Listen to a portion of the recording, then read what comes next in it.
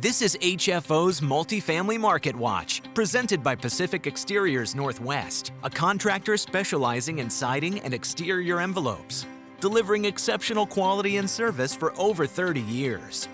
By Aprio, combining DeLapp's Pacific Northwest experience with Aprio's global resources to offer unparalleled tax, wealth management, and advisory services for real estate owners. And by Kennedy Restoration, helping residential and business owners recover from fire, water, mold, and storm damage.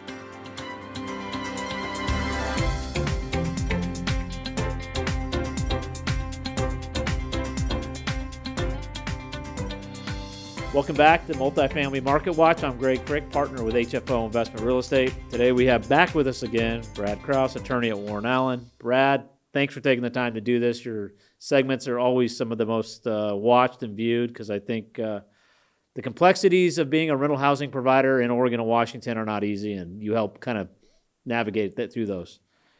Well, I appreciate it. Thanks for having me back. I certainly don't think it's because of my charming good looks that people get the views out of it, but I appreciate it. Well, before we start, I mean, it felt like we're coming into a quieter session in Oregon in terms of landlord-tenant law, and then in Washington. Are you kind of feeling that same way? Yeah, I mean, in the Oregon side of things, I haven't heard anything, super earth-shattering like HB 2001 or the changes thereafter. I've often said that a lot of the Oregon legislative action seems like a solution in search of a problem, and that seems to be the case here. But nothing earth-shattering that I'm seeing coming out of the legislature right now.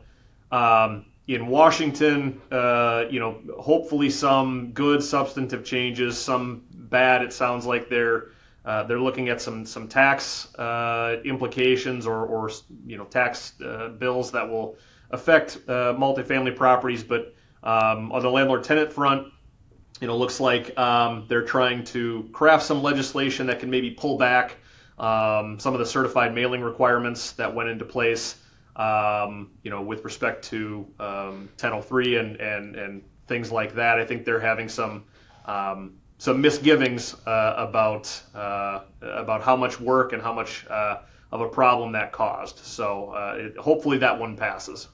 That'll be good. I mean, it's the amount of extra work that was that was a lot. That was a lot for the management companies, a lot for individual rental housing providers. That was tough. And even the post office was complaining about it. I heard a number of people chat with the post office employees that were a bit upset at the amount of not only return mail, but obviously all of the certified mailing requirements that the Postal Service has to go through as well. So it just creates a giant administrative logjam. Join the HFO community and get weekly multifamily intel. Click to subscribe. The idea is hopefully to get away from those, but as you said, sometimes they're putting laws in place, it looks like in search of a problem instead of fixing one. So, yeah. Well, let's talk. I know Oregon, in Oregon, they rolled out a new disclosure form and change. I think that was in December. What did change, and what should providers understand, about this new requirement? Yeah, so the initial HB 2001 disclosure, if everybody remembers, was kind of a four-liner, and then in September they added, sort of a new requirement based upon a Senate bill that went into effect, some language with respect to households that had children under one. That was really the only change then. And then late in December, really without much fanfare, they put out a new disclosure that basically has the same HB 2001 disclosure, only in 6 different languages. And so now instead of a half-page disclosure, the required disclosure is 2 full pages. And so that's really the thing now is when you're doing your notices, making sure that you have that updated one. It can be found on the OJD's website, or if you email any landlord attorney, they'll have a copy of it. Just making sure that you have that on all of your fiscal notices is the big thing, and obviously making sure it's the 2-pager, 2 full pages too. So then for owners or providers, it's really looking at auditing your auditing your forms from, as soon back as November, December, do you have the correct form? Did this just went in place? Yeah, it just went into effect January 1, so any notices that you've served prior to that, assuming you haven't filed on them, those are still good, so you're fine there. It's just really a matter of, I always talk to people about making sure that their forms are updated, and having up-to-date forms is kind of, one of the processes of businesses that'll help you kind of avoid kind of the easy pitfalls, so to speak, and avoid kind of having your case kind of go sideways, for, let's call it, like in tennis, an unforced error, so to speak. Right. And then if someone discovers they did use a defective form or defective notice, is there a best practice to address that? Do you refile? What do you recommend on something like that? Yeah, if you've used a bad form or you have a fatal defect like that, the way that I always tell people is get through the stages of grief as quick as you can, and then get a new notice served, because the quicker that you can get through the stages of grief, you can move on with life and kind of rip the Band-Aid off the problem. And so, we all go through it. We all go through the stages of grief and being upset, denial, all that stuff, and the judge won't notice. Well, the judge will notice, and so on and so forth. And once you get through that, you're in a better position. So just lick your wounds and move on and refile and go from there. It happens. It happens to everybody. And the sooner you get beyond that and fix the problem, the sooner you can get towards a solution. Got it. I know one thing that's come up a lot, and we've heard in the last, even down in Salem, was court timeline problems in Multnomah and Washington County. They're typically, out of sync with some of the statutory requirements. Is that getting better? Is it getting more in line? Or somebody that's dealing with this on a daily basis, where do you see that? It's interesting, and so we'll separate it kind of into two. Multnomah County and Washington County are usually the two problem children, so to speak. In terms of first appearances, Multnomah County is I can't even explain what the situation is there, because it really seems to the timelines that you have from filing to first appearance really seem to just change by the minute. So, for example, I can file an eviction, in the morning and get a first appearance date, and that first appearance date will be probably 35 days out, which it's like, okay, well, that's a little bit long, but that's better than what it is sometimes. And then in the afternoon, I'll file an eviction, same property, same area, and then that sometimes will come true, and the first appearance that I have will be 2 months out. And so, if I file that today, I get a first appearance, in the morning case that I filed, I get a first appearance. I think I filed one this morning. I got one back March 30th, which that's all right. That's, it's a little bit extended, but that's okay. And then, I got a date back from my assistant, one of my assistants, this afternoon on a file that was right in the same area. Well, April 25th. And there's not really a rhyme or reason for it. I say there's no way to figure out why one versus the judge. Who knows? No, it's just maddening, because you can't really explain it to clients, other than, it just seems like a throw of a dart at a board. As it relates to Washington County, Washington County's, first appearances are pretty regimented. You can usually get a first appearance about 3 weeks out, but then their trial settings are, we're seeing them out into June at this point. So it's, wow. And none of that is in line with the statutory timelines, and that's kind of the big. The frustrating part of all of this is none of that is in line with how things are supposed to work. And there's really you don't really hear of any, solutions or even throwing out possible solutions from the county on how to address that. It's frustrating. Multnomah County's situation is, and I'll just say this point blank, Multnomah County's situation was, and I guarantee this to be the case, was put into sort of action by sort of one clerk, and I know who that individual is. And I asked her about it, and the frustrating part is, it's not just with non-payment notices. it is with conduct-based notices or, notices that should be on an expedited timeline. And what they've done is they've capped the dockets. So they say we will only hear X amount of cases, per day, which that's not in line with the statutory framework because it needs to be on a set schedule unless there is judicial unavailability. And Multnomah County is not short on judges. They have judges that can hear this. And, it's frustrating when you have, a conduct-based notice, somebody that's causing problems, only to have a first appearance, that's 30, 45 days out when those are supposed to be set, no later than the 15 days that the timelines always were in the past. So there seems to be just an inability to grasp that it is an immense problem. But there's not really anybody that's not really anybody that's forcing a solution because, folks won't listen to me. They will just say that I'm trying to, push evictions through, which I'm just trying to help my clients and other tenants. On these conduct cases, that's the real thing is, you've got somebody who's running amok on the property and we file an eviction. Other tenants have to live with that now until we can get the sheriff out there. So it's not just a fiscal thing. It's also with respect to everybody else's quiet use as well. And how do you, Brad, manage expectations for your clients in regards to this in Multnomah County? Oh, it's tough. They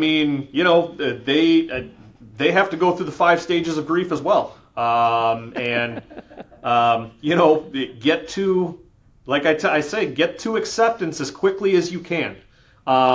Because unfortunately, there is no amount of kicking and screaming that I can do that will change that, and that's unfortunate.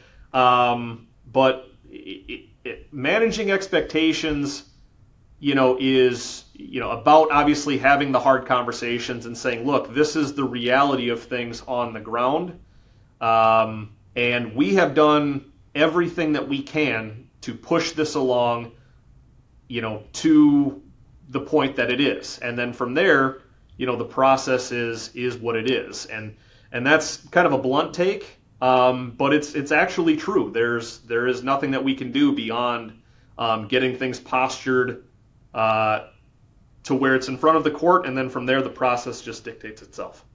And I've talked to the lobbyists about it. There is something on the books statutorily that this needs to be, there's a different timeline, but if they're not adhering to it, it's like, what can you do as an industry or, as a rental housing provider to try to get, it is on the books that it should be a faster timeline. They're just not doing it. I don't know how much I am able to say, but I have heard of some groundswell in the background to potentially, try and see what kind of solutions can be had to sort of to force that issue a little bit more. I'm really hoping that sort of thing won't be necessary, but it potentially is, and that's where organizations and things like that, they step up and hopefully advocate for the industry because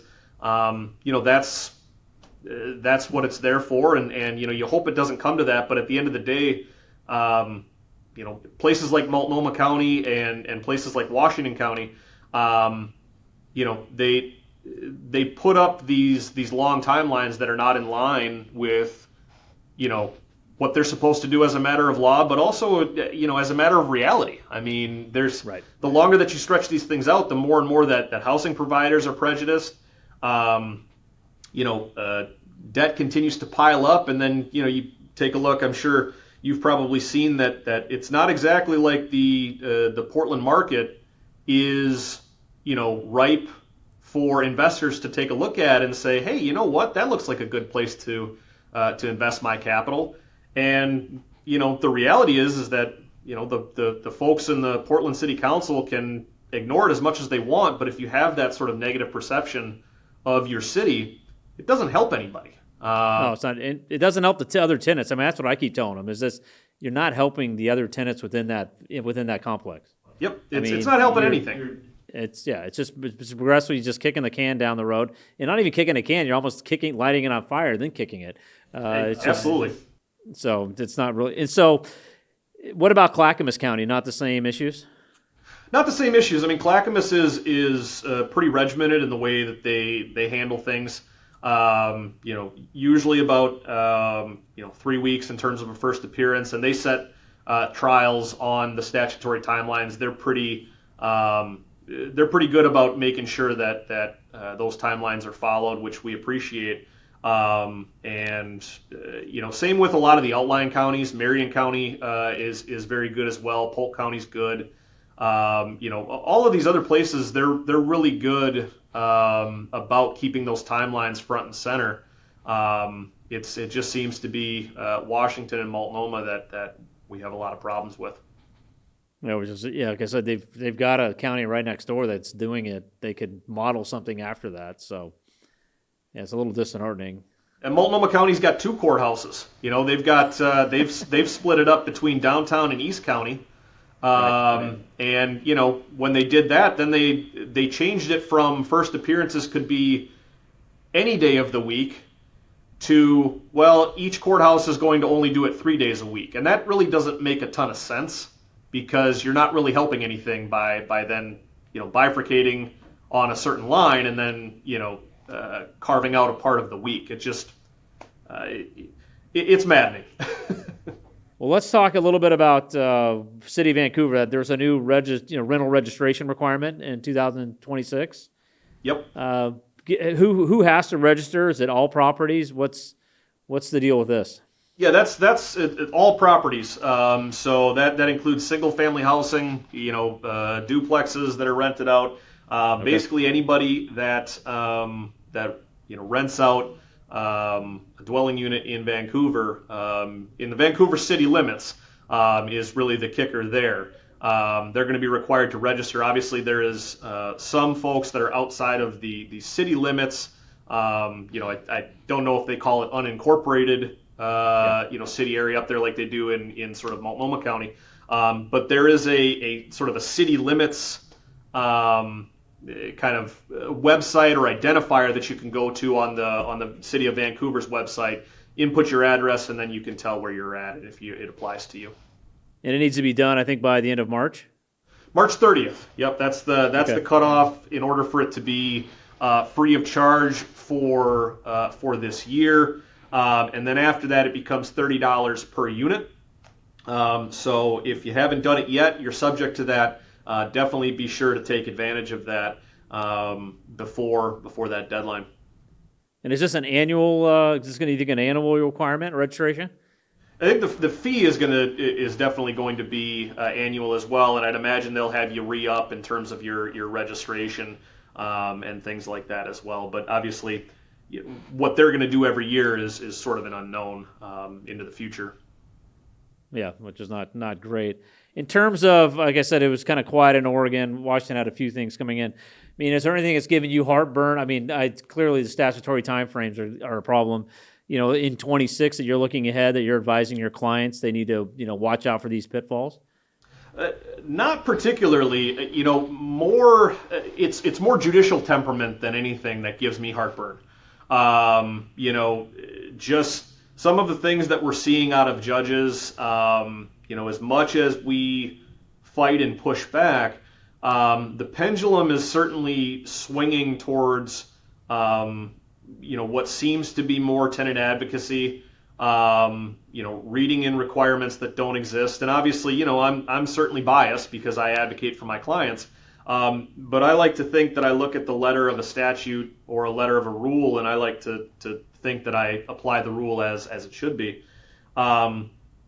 Seeing a lot of issues on that front, which, again, requires kind of a quick turn, so to speak. I mean, there was, in Multnomah County, I've seen a fair amount of judicial rulings that make me scratch my head.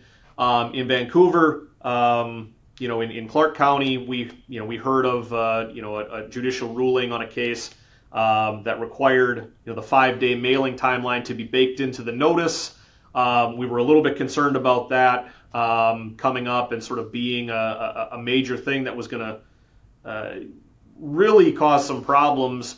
It went before a different judge on that same issue, and that judge correctly read the statute and the case law and said, yeah, that's not how that works, and put an end to that pretty quickly. So it's not that issue doesn't get pressed anymore by tenants attorneys in Clark County. It's just I think the wind got taken out of their sails a little bit, as well it should on that issue. So the long and the short of it is not too much legislation concerns me, at least that I've seen yet. Some of the judicial rulings that I've seen pretty recently kind of make me scratch my head. But, obviously, we abide by the rule of law, and if we don't agree with it, that's what appeals are for. So.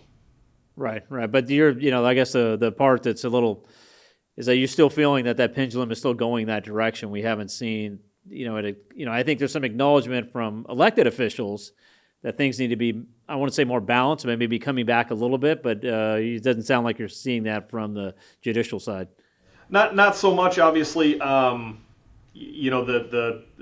issues as it relates to HB 2001 and sort of the perpetual cure, sort of the HB 2001 death cycle, as I call it, that continues to exist.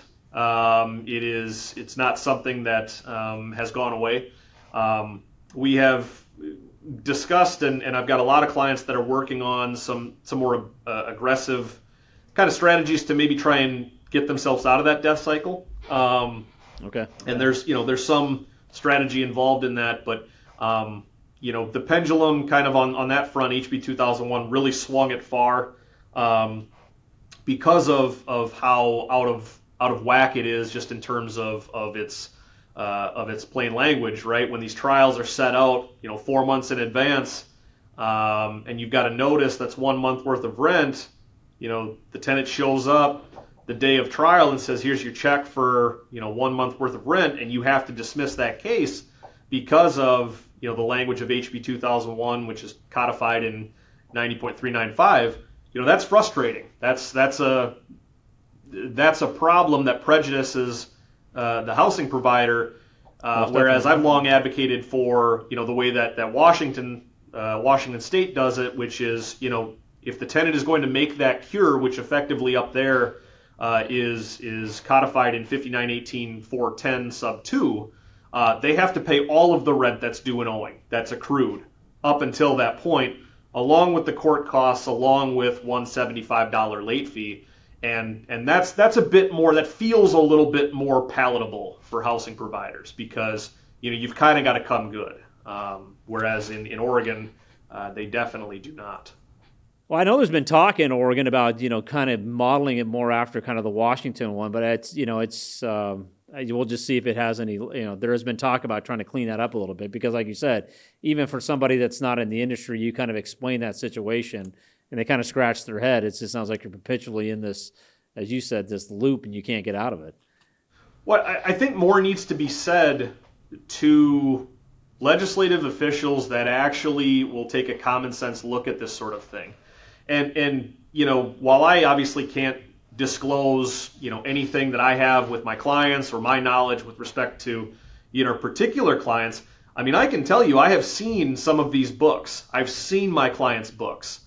And some of these debts that continue to stack up, I mean, I've seen, $10,000, $15,000, $20,000 on ledgers, tenant ledgers continue to stack up because of this sort of HB 2001 death cycle, and these court cases just kind of getting pushed back and pushed back and pushed back, and that doesn't help anybody, right? That creates it creates just sort of a hole in an AR sheet, which has a ripple effect through not only that property management's portfolio and kind of their balance sheet. But again, the word of that spreads through the industry as it relates to investment. And when you don't have investment, you're not going to have the same sort of drive towards supply of housing, which this area desperately needs. And so it creates this kind of cycle that it does really take a long time to get out of that perception of this is not an area that you want to invest your hard-earned dollars in if you're an investor to help create housing, which again we so desperately need in this area. I just try to get it with the legislature and even, not bring up on the investment side, because sometimes they think that's just, everybody's making so much money. Just from a logistics side of this just does not make sense. You owe something, you continue to accrue debts, and then you go and you address, the oldest debt there, and it has to start over again. It's just like you said, it's this cycle that just economically doesn't make sense. It doesn't make any sense from a fairness standpoint. And like I said, it doesn't help anybody from the property owner to the tenant, and it really doesn't even help that existing tenant. I mean, they're not moving on to solve their issue. Yeah, and that existing tenant, like you said, I mean, it creates a sort of a near term, but then again, it doesn't address the realities of this debt just continues to pile and pile and pile. And, at a certain point, the rental assistance folks won't cover it over a certain point. And so, all we've done is now kick the can down the road and inevitably, had that tenant face an eviction, which, again, there is a lot of off ramps before we get to that point, but they need to be a bit more fair in terms of what they look like. That's long been my perspective. Well, I want to thank you for taking the time to do this again. It's always been very informative, and I think we'll make our push for 2026 to try to get that cleared up a little bit. And just from it's hard I always say it's very hard for people that are not in the business to understand the nuance of the management side and the relationship with the tenant. But I mean, some of the stuff is just clear as day. If my 15-year-old can understand that doesn't seem fair, why would we do it like that? I think it's probably time to look at maybe trying to change that. I've been a partner now for over 5 years, and ever since I've been a partner, I've had a standing. I'd be happy to chat with any legislator that gives me a call that wants to talk about how things should look from a fairness perspective. And I've long been a proponent of the way that Washington does it, and that would be my pitch. I'm still yet to receive one of those calls. So. All right, I'll make it, Mike. I'll get somebody to call you. I appreciate it. I'd love to talk with them, but I don't think they want to talk to me. So yeah, that's probably true too, though. Yes. Yeah. Thank you, Brad. We'll do this again soon, and we'll see you next time on Multifamily Market Watch. Thank you. HFO's entire office specializes in multifamily real estate, making us the largest multifamily brokerage in the Pacific Northwest. Your success is our passion. Like and subscribe to Multifamily Marketwatch videos on YouTube, articles on LinkedIn, and podcasts on all major streaming markets. Build your legacy with HFO. Call 503-241-5541 or visit our website at hfore.com for more information. HFO is a partner of the Global Real Estate Advisor Network. Love the insights? Tap the like button and click subscribe. It helps us bring more multifamily news straight to you.